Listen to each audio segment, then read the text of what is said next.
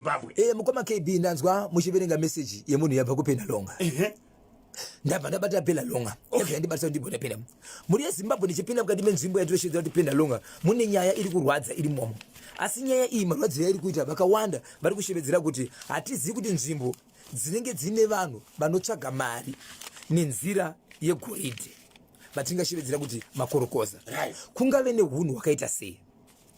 KuPenhalonga musi wa24 pane vakomana vakanga varipo vanokona kuita 4 vane gomba ravo vachiita mari yavo. Vari pagomba ipo Mukoma KB kwakasvika vakomana vakanga vane motokari vaine motokari yavo vachikaenda 9 vachibva vasvika pane vakomana vane gomba ravo vachibva vakutotakura zvacherwa nevamwe kutoisa mumota kuti vaende kunogaisa ivo. Asi pavakapinda imomo vakatora sando ndokutema umwe mukomana ne22 years mumusoro vamutema kudaro ndobva vamusundira mugomba rakadzika 36 meters. Zokuti mukomana achizowanika achibudisa umwe atooneka kuti akatochuka collarbone yake yakatoshikoka. Ngati mupende chokwadi mukomana uyu akabva afa nematambudziko. Ndokubva kwabayiwa mumwe munhu nebanga zvakare. Vanhu vachibva vatora chitofu ichi ndobva vaenda nacho vagari vemunzvimbo ndopa vakaungana vari mukati mekuti tingaita sei kuti varezo ende timu iri ranga riripo 9 ndobva vaisa mumotokari. Pavakaisa mumotokari matombo vakabva vatonaka straight kune zvigayo kuti unogaisa zvinhu zvevamwe vanhu wasiya vakaenda mugomba vamwe vanhu vakuvadza. Vari mukati mekugaisa vanhu ndopa vakaungana vakapa ripoti kumapurisa. Vapa ripoti kumapurisa vanhu vaenda kune vanhu vari kugaya kwega ndopa vakasvika vakanoona number plate dzemota vakaziva kuti ndo vanhu vaita zvinhu izvizvo. Vanhu vachibva vabatwa kutaura kune kwatiri kune vanhu vakabatwa vanokona kuita 6 kusanganisira 1 mumwe akatiza akananganikwa kune mapurisa akabatiswa nembwa. Vamwe vacho vachigara mumwena mune nzvimbo vaisa zvinhu ipapo. Saka kutaura kune kwatiri kuita nzvimbo iyi yePenhalonga kutaura kune kwatiri kuita kubva musi wa24 kusvika nhasi yafa vanhu vanokwanisa kusvika 5 vamwe vakabayiwa nemapanga vamwe vadonhedzerwa mumugodhi.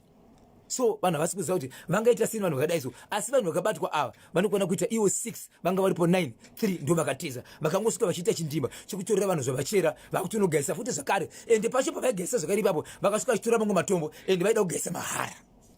Zvakaoma. Munoti kudini neicho chiri kubva kuPenhalonga nematambudziko kune hama dzine avo vakarasikirwa nehama neshamwari baba Isabel. Vanhu vanga vane chitofu chavo vanga vachera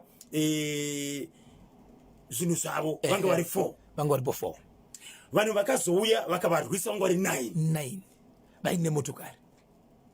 Pavakasvika vakati toda kukutorerai here chitofu chenyu kana kuti vakangosvika vakabvuta. Vanotosvika kuti takutotora isusu munhu wese gara pasi vachiratidza simba riri pavari. Umwe ndofunga nezvaakataura achibva atotemwa kuda nokudhonzerwa mugomba achibva adzika pasi ende akabudiswa hake nezuro asanga akatofa.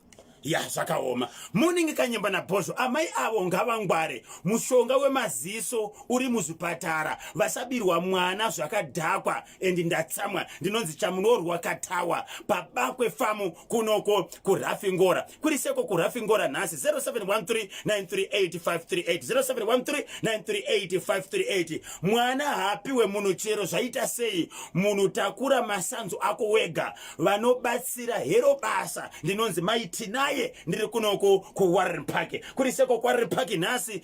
Zvakaoma. Ipapo unenge uchiti ndaona kashamwari but shamwari hauzive zita rake hauzivi kuti anogara kupi even hama dzake KB nabhozho zvinosirisa. Usavimbe nemunhu amai avo mwana chikwama chemari hachipiwe munhu ndinonzi maisemo ndiri kuGlenview 7 kuri seko kuGlenview 7 nhasi.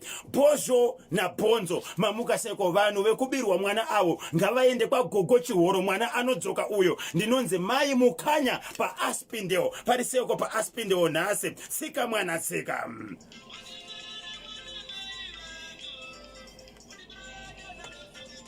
Rekesanika ndichemere muchintaro pomatavire kamoto kamberevere kanopisa matanda mberi.